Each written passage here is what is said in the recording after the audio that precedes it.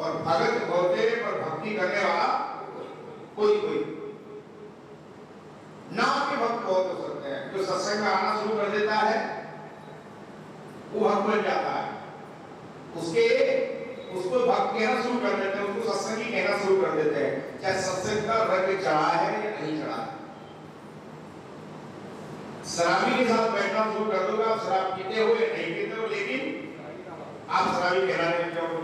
संगत का बड़ा फर्क, इस संगत से गुण उपजे, संगत से गुण जाए, बांस घास और मिश्री एक ही भाव बिकाए। संगत का बड़ा फर्क पड़ता है।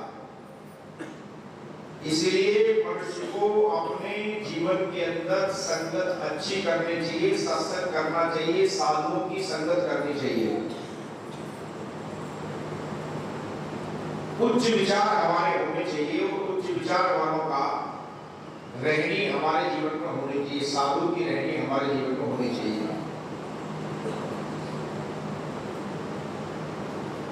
बैनी, सहनी और रहनी 3 प्रकार की होती है, सतोगुण, रजोगुण और तमोगुण।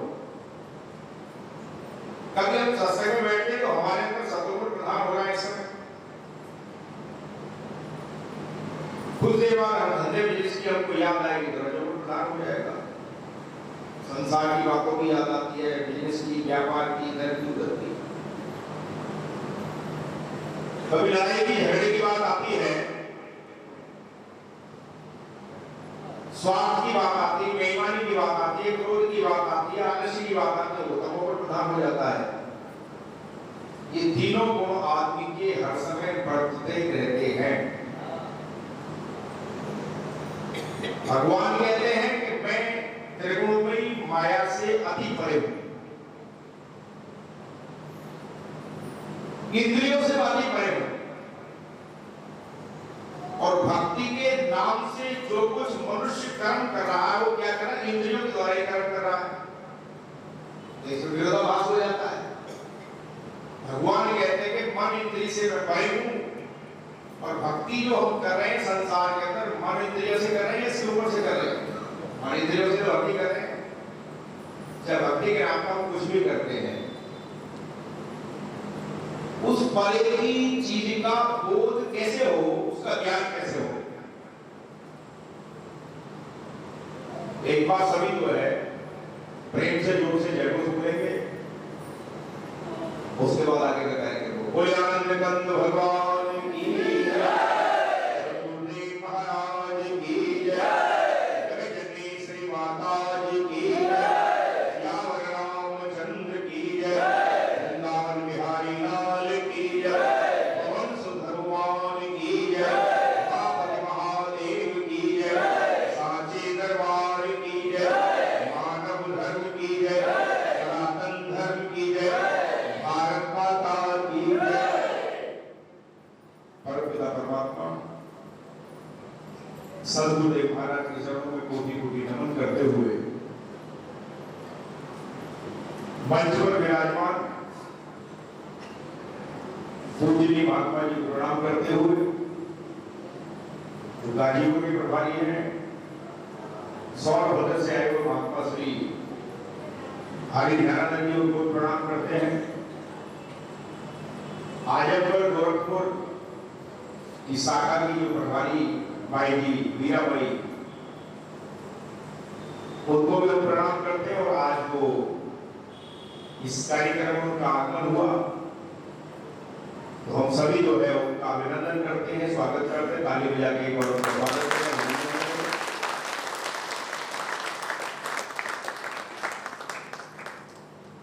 जिस कार्यक्रम की रूपरेखा जिन्होंने रखी, और कई महीने पहले वो बोल रहे थे कि ये कार्यक्रम रखना है यहाँ गाजीपुर के अंदर,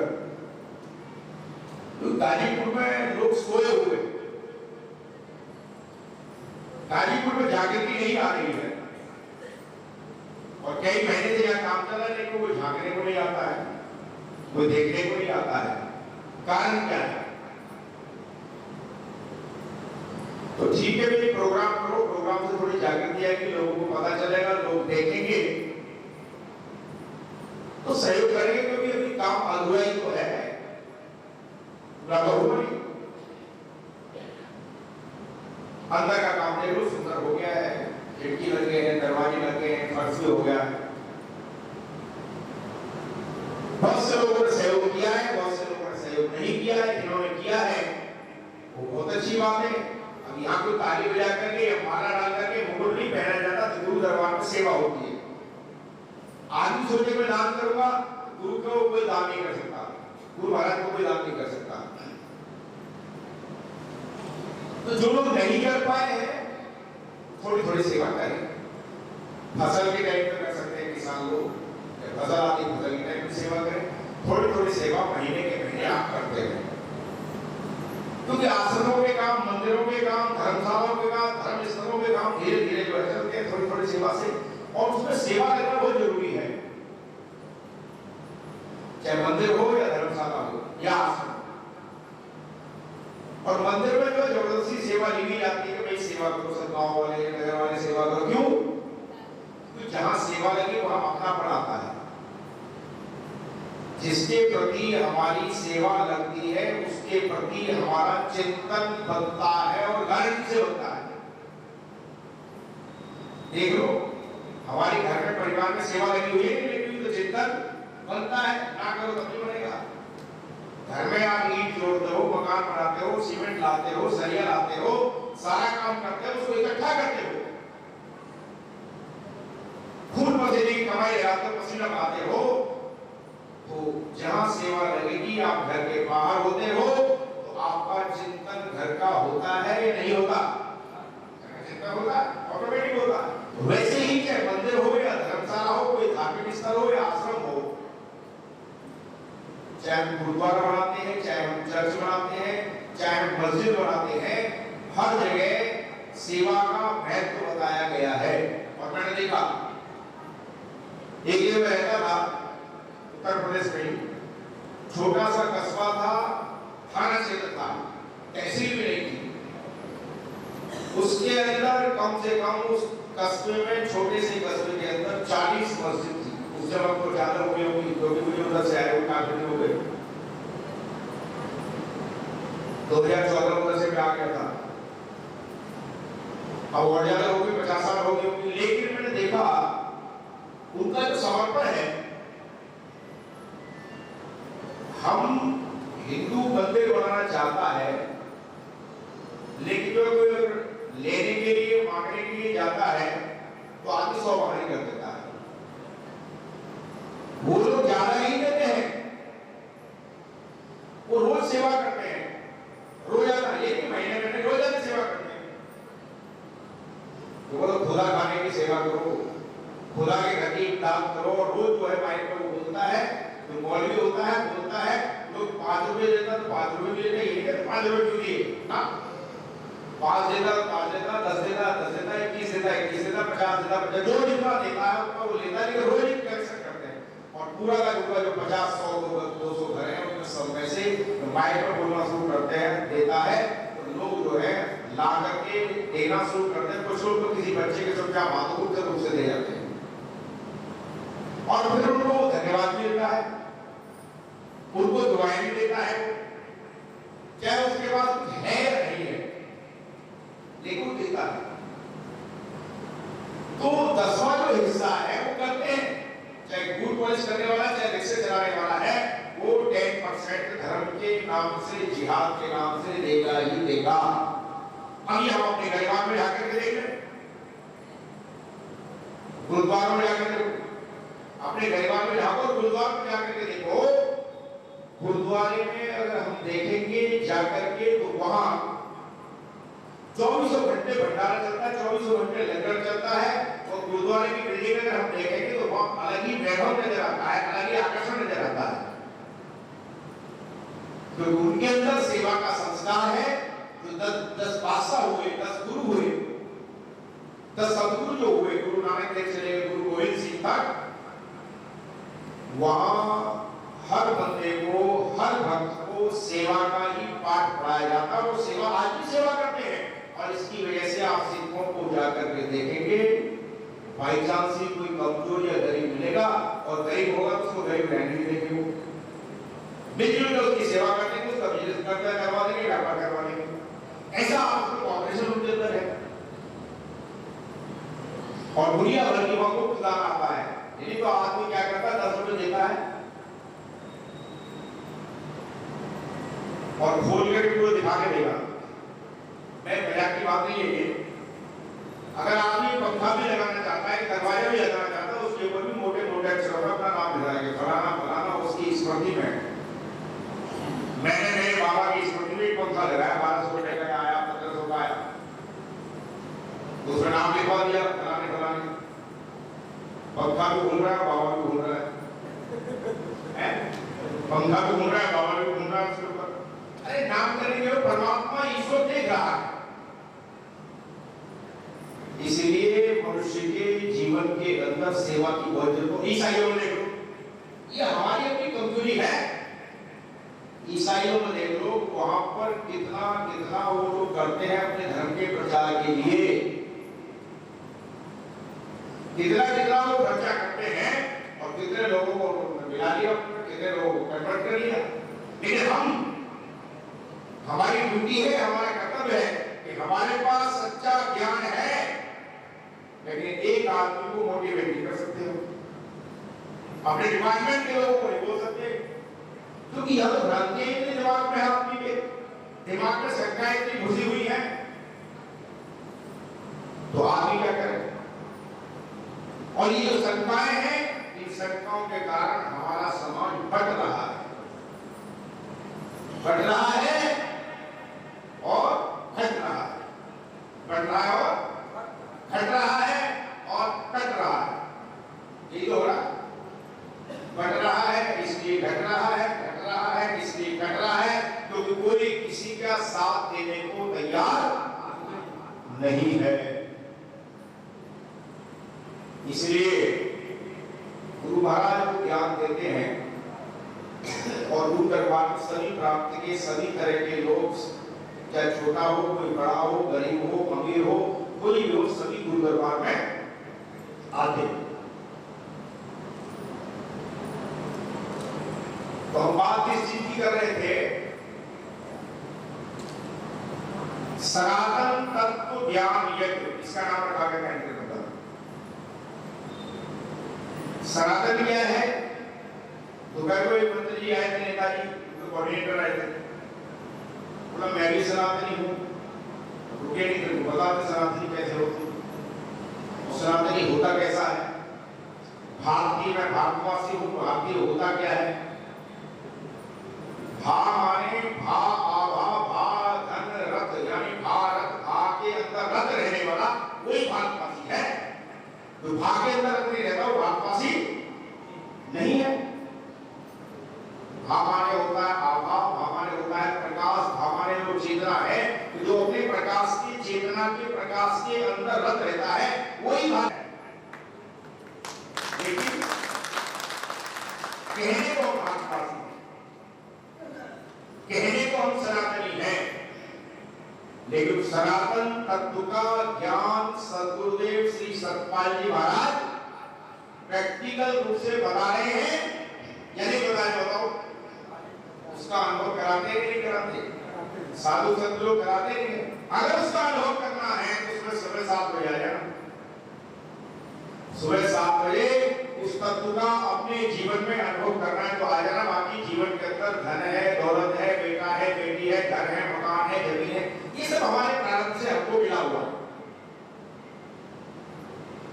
लेकिन जिस काम के लिए तू आया है, जिस उद्देश्य को लेकर के संसार में मनुष्य का शरीर तुझे मिला है, उस उद्देश्य की पूर्ति कर, उस ईश्वर को जान। रामचरित मानस में लिखा है, जाने बिन न होए प्रतीति, बिन प्रतीति होए नहीं प्रीति, प्रीति बिना नहीं भगत दृढ़ाई, जिमी खगेश जग चिंतन। तुलसीदास जी कह रहे इस बात को, बिन विश्वास से प्रेम नहीं, तेरी बिन द्रवई राम, और राम कृपा बिन सपने को जीव न ले विश्राम। जब तक जान पहचान नहीं होती है तब तक ध्यान नहीं होता है। जान पहचान के बगैर ध्यान करके दिखा दो किसी का, बिना देखे किसी का ध्यान कर लो, किसी व्यक्ति का, किसी कुआरी लड़की से को अपने पति का ध्यान कर सकती है? नहीं कर सकती। लेकिन पति का बोध हो जाएगा, शादी हो जाएगी, पति के रूप को जान लेगी, पति के नाम को जान लेगी, तो फिर उसका पति चाहे कहीं भी दुनिया में नौकरी करता है, चाकरी करता है, बिजनेस करता है, व्यापार करता है, ध्यान कर सकती है। तो वैसे ही उस परमात्मा तत्व के विषय में, ईश्वरीय तत्व के विषय में बताया कि जब तक देखेगा नहीं तब तक ध्यान नहीं कर सकता, पक कर सकता है। उसके विषय में बहुत से लोग व्याख्याएं करते हैं, पक कर देते हैं, दुनिया भर की टीकाएं कर देते हैं, बहुत सारी टिप्पणियां करते हैं शास्त्रों के ऊपर। लेकिन उसकी टीका टिप्पणी ऐसे है जैसे कोई आदमी हरिद्वार गया और वो कहे कि मैंने हर की पौड़ी देखी है लेकिन नहीं देखी। कोई व्यक्ति कहे कि मैंने हर की पौड़ी देखी है, प्रेम का आश्रम देखा है, लेकिन उसने नहीं देखा है, उसकी व्याख्या वो नहीं कर सकता। लेकिन एक आदमी आकर के उसका ज्ञान, उसकी व्याख्या प्रेम का आश्रम की वो कर दे, तो पढ़ा लिखा जो व्यक्ति है उसको देख नहीं रहा, लेकिन उसको सुन करके व्याख्या कर सकता है, लेकिन देख नहीं रहा, उसको देख नहीं सकता।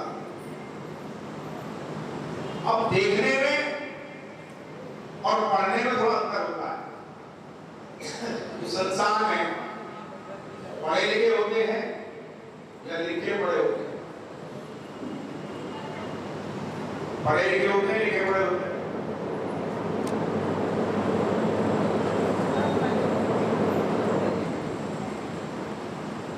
संसार में ज्यादातर लोग लिखे पढ़े हैं,